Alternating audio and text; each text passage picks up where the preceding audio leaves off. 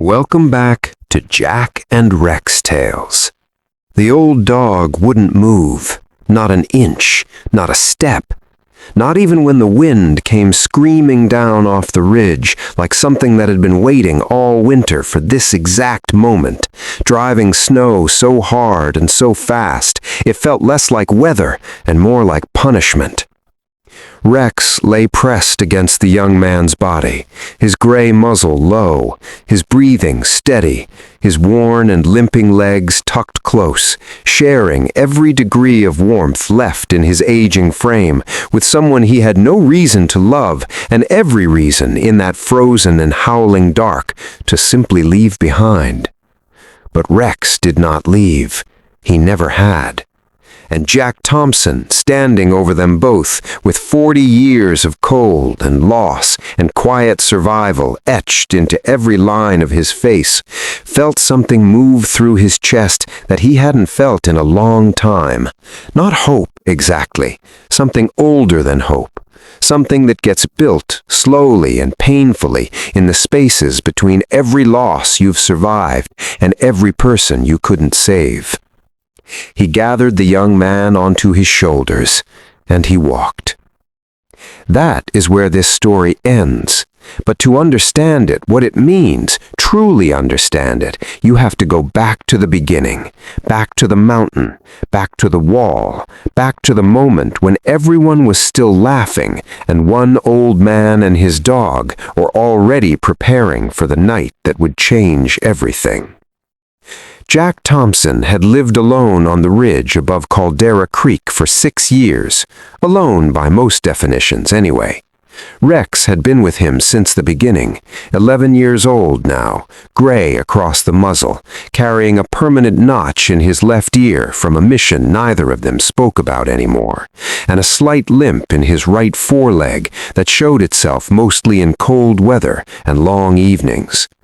He moved more slowly than he once had. He tired a little sooner, but his eyes had never changed. Dark and steady and absolutely present. The eyes of an animal that had decided somewhere deep in his nature that his entire purpose was the man beside him, and that no amount of age or weather or accumulated injury was going to alter that decision. Jack Thompson was 71, retired United States Navy SEAL. 3 decades of service that had taken him to places cold enough to freeze a man's thinking before it froze his body, dangerous enough to teach him that preparation was not caution, it was respect. Respect for what the world was actually capable of, as opposed to what you hoped it might do on any given day. He had buried friends who hadn't understood that distinction. Marcus Webb had been 26 years old, a corpsman, 6 months from going home, from the girl he'd been writing letters to every week, from the life he had mapped out in careful and hopeful detail. He had died in a frozen ravine, not because the mission failed, and not because anyone made a tactical error. He had died because the cold had come faster and harder than anyone had prepared for, and because the one man in the unit who kept saying quietly and without drama that the signs were wrong, that something was building, had not been listened to. Jack had held Marcus's hand at the end. He had not looked away, and he had made a promise in that frozen dark that shaped every decision he made for the next 40 decades. He would always watch. He would always prepare. He would never again live somewhere without understanding what was coming and without doing what needed to be done, regardless of who laughed, regardless of who understood, regardless of who thought he was strange or excessive or permanently damaged by too many years of seeing too much. He carried Marcus Webb's name in his chest like a stone, and every winter he felt its weight. For 3 years before he built the second wall, Jack had been watching the mountain, the wind shifting earlier each season, the elk coming down from the high country weeks ahead of when they used to, the particular silence that settled into the tree line just before dusk, not the natural quiet of evening, but something more deliberate, more weighted, the silence of something gathering itself. Rex had felt it too. One evening in late October, as the last light was leaving the ridge, a wind rolled through the valley from a direction that made no meteorological sense. Rex stood up from where he'd been resting on the porch and turned toward it, ears fully forward, a low and barely audible rumble moving through his chest. Not alarm exactly, recognition. Jack sat very still beside him. He listened for a long time. Then quietly, "Yeah, I hear it too." He started building the wall the following week. 3 feet out from the original cabin logs. Timber frame, packed earth, pumice stone, layers of insulation. Between the 2 walls, a narrow corridor filled with stacked firewood and still, trapped air, a dead air gap that would hold warmth in and keep cold out in ways that no modern heating system, dependent on power and infrastructure and the assumption that the grid would hold, ever could. It took 14 months. Jack worked mostly at dawn and in the last hours of afternoon light, steadily and without hurry, the way he did everything that mattered. Rex was always nearby, watching, present, sometimes resting his head on his paws and tracking Jack's movements with those quiet, dark eyes, as though supervising the work and finding it satisfactory. The neighbors did not find it satisfactory. Billy Rayburn at the hardware store chuckled every time Jack came through the door. "Building yourself a bunker up there, Jack?" Jack paid cash and didn't answer. Up the ridge, Thomas and Sarah Jenkins hosted dinners in their glass-walled A-frame, a beautiful home, all angles and light and carefully chosen furniture. And Sarah had said once at one of those dinners, with genuine sympathy in her voice, "It's such a shame. He could have such a lovely view." And Caleb O'Connor, 28 years old and confident in the way that people are confident before the world has tested them properly, had filmed a video on his phone one afternoon. Slow pan across Jack's cabin. Easy grin. "Meet my neighbor, preparing for the apocalypse." Jack heard about the video from Billy. He didn't watch it. He went home, put another length of timber in place, and scratched Rex behind the ear in the fading light. "Let them laugh," he said quietly. Rex pressed into his hand. The mountain doesn't care who laughed. January 14th began like the 3 days before it, cold and clear and deceptively still. By mid-afternoon, the quality of the light had changed in a way Jack recognized immediately. By 5 o'clock, the sky above the western ridge had turned that particular shade, not gray, not purple, something between the two, something with no name in ordinary language, but a very clear meaning to anyone who had spent enough winters in enough unforgiving places. He stood on the porch with Rex beside him. Neither of them spoke. Neither of them needed to. By 8 o'clock, the wind had begun. By 8:15, the power grid failed. Every light on the ridge going dark simultaneously. That sudden and total darkness that reminds you how completely dependent modern life is on systems that were never designed for what nature is truly capable of. The temperature was dropping faster than the forecast had suggested. 40 degrees in 4 hours, then more. Inside Jack's cabin, the lantern burned steadily. The rocket stove put out slow, even heat. The dead air in the wall corridor did its quiet and invisible work, holding warmth, blocking wind, making the screaming outside into something distant and manageable. Rex drank from his bowl and settled beside the stove with a long exhale.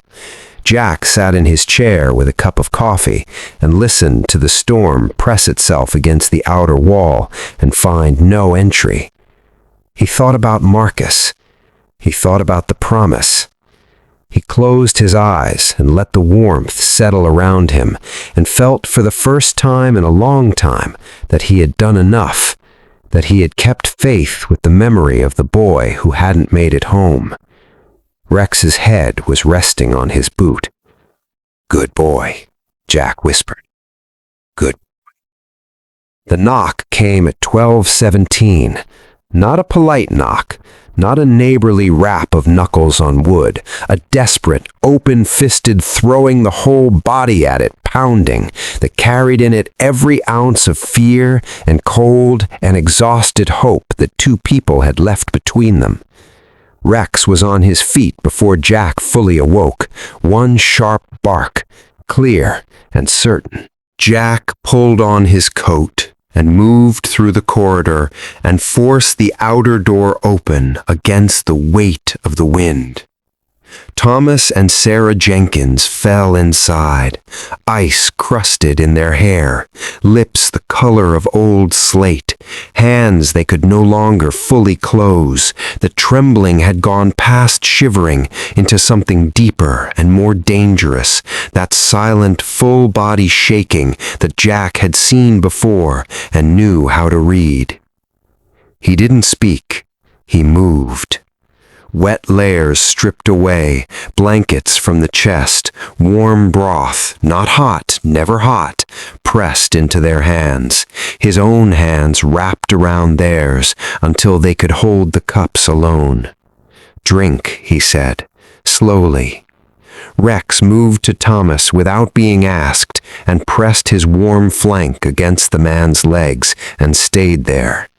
Thomas looked down at the old dog with an expression that had nothing composed left in it. Sarah's eyes found Jack's face. "We laughed at you," she said. Her voice was barely a sound. "I said it was a shame about your view." She stopped, swallowed, started again. "I am so sorry, Jack. I am truly sorry." Jack was quiet for a moment. "You're here," he said. "That's what matters now." He let one breath pass, then two. "Where's Caleb?" Thomas closed his eyes. "He tried to get to his truck. He said he'd be right behind us." Jack stood. He crossed to the hook beside the door and lifted the coil of orange rope he had anchored there on the same day he set the steel ring in the wall, because he had known even then that the rope might matter. He tied one end to the ring, worked the other end around his waist with the calm efficiency of a man who had done things like this before, in darker places, for higher stakes. Sarah reached toward him. "You'll die out there." "Then I'll die trying," Jack said quietly. "That's always been the only option I've known how to live with." He looked down at Rex. The old dog was at the door, standing squarely on his stiff legs, his notched ear forward, his dark eyes fixed on the door with that expression that had no name but needed none. Ready, decided, completely and utterly without doubt. "You don't have to come," Jack said. Rex stepped forward. Just once, but it was enough. Jack nodded. "All right, partner," he said softly. "We go together." The storm took them the moment the door opened. Wind like moving walls of ice, snow driving sideways, finding every gap, turning the familiar ridge into a white void with no landmarks and no logic and no mercy whatsoever. Jack moved with one hand on the rope and one arm raised against the wind, feeling his way forward through a world that had erased itself completely. Rex pressed against his leg, not for comfort, for navigation, that ancient and wordless partnership between a man and a dog that asks for no explanation and requires no command. Jack's mind went somewhere very quiet, the place it had always gone when things were bad and the only direction available was forward. Not calm exactly, something underneath calm, something built over a lifetime of choosing to move when every reasonable part of you was saying stop.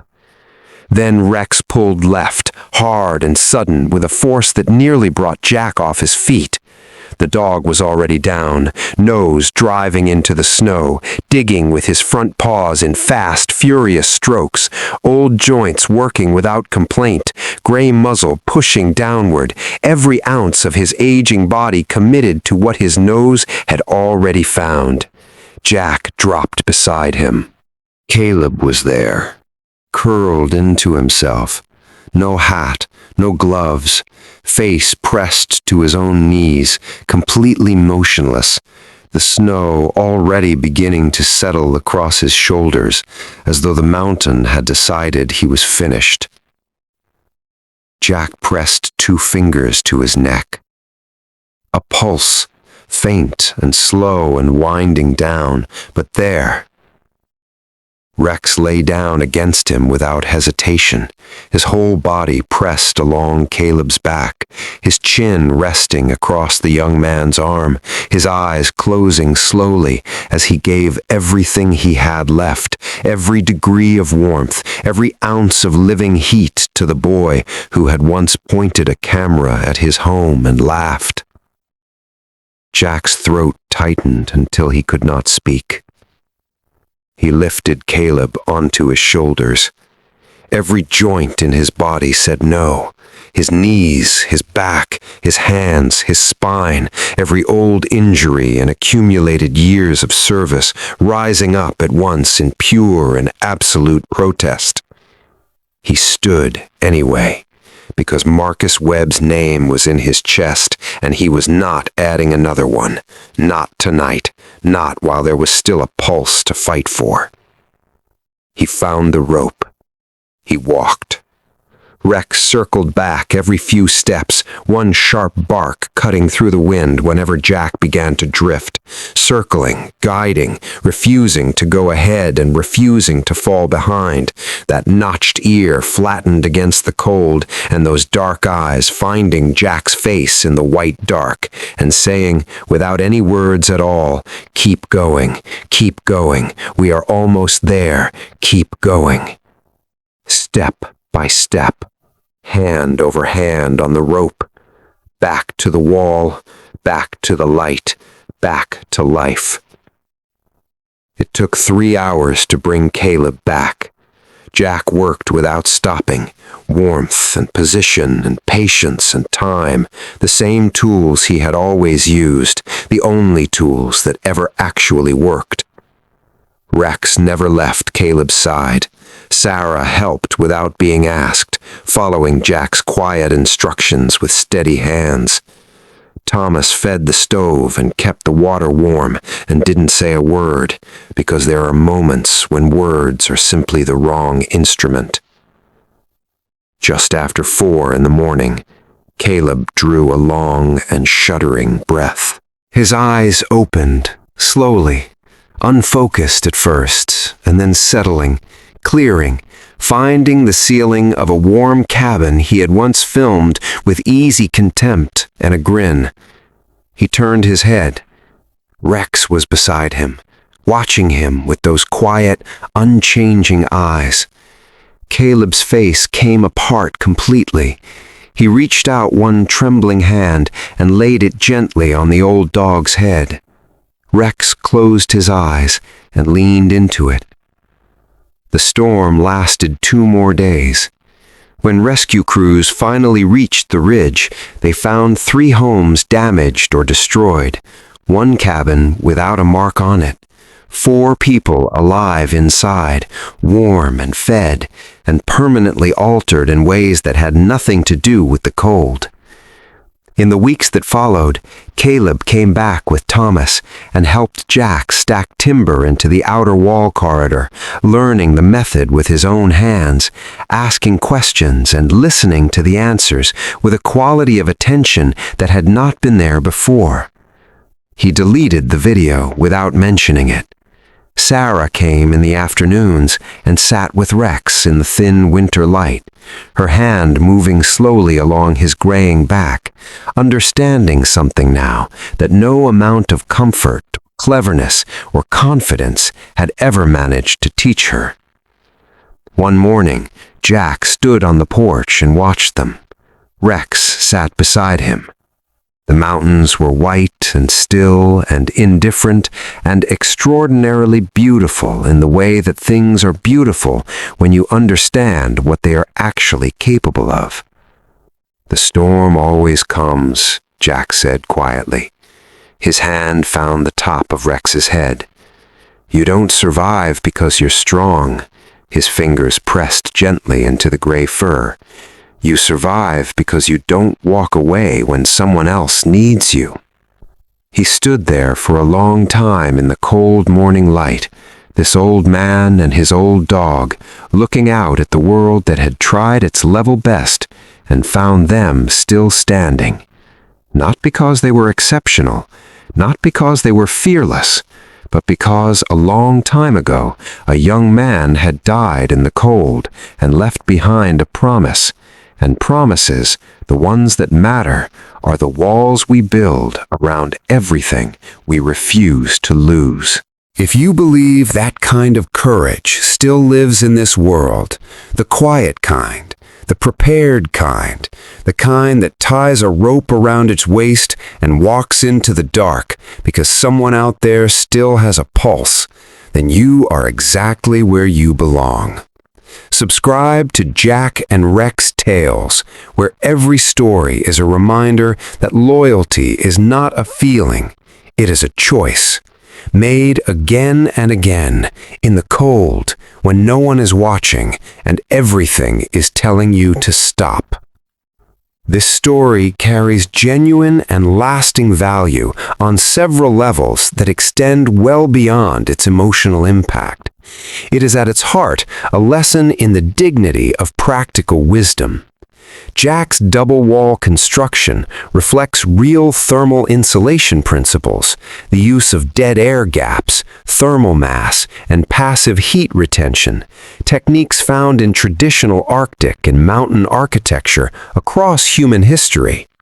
The story demonstrates, without ever becoming a lecture, that knowledge earned through difficult experience has a different quality than knowledge that has only ever been theoretical. Jack does not know what he knows because he read it. He knows it because it cost him something. That distinction matters, and older viewers recognize it immediately because they have lived it themselves. The story is equally a meditation on what happens when a community stops valuing the wisdom of its elders. The neighbor's dismissal of Jack is not portrayed as simple cruelty. It is recognizable, human, and painfully common. We live in a time that prizes novelty over experience, confidence over competence, and visible success over quiet preparation. This story holds a mirror up to that tendency and shows with compassion rather than judgment what it can cost. It is also a story about the nature of genuine courage, the kind that is not performed for an audience, not driven by the desire for recognition, and not measured by its visibility. Jack goes into the storm not to prove anything to anyone. He goes because a young man is dying, and his character does not allow him to remain inside while that is happening. That is a definition of courage that deserves to be heard, particularly by younger generations who have grown up in a world where courage is often confused with boldness, and boldness is often confused with noise. The bond between Jack and Rex carries its own educational truth. Working dogs have long served as genuine partners in survival and rescue operations, and their ability to locate individuals in extreme weather conditions, to provide meaningful body warmth, and to navigate environments that disorient human senses is well documented and remarkable. Rex is not a symbol in this story. He is a participant, and understanding him as such deepens our respect for the animals who have served alongside human beings in the most difficult circumstances imaginable. Finally, this story models something quietly revolutionary in its portrayal of reconciliation. Jack never says a word of reproach to the people who mocked him. He does not remind them of what they said. He simply acts. And in acting, he gives them the gift of becoming better people, which is something no lecture, no argument, and no moment of being proven right could ever accomplish.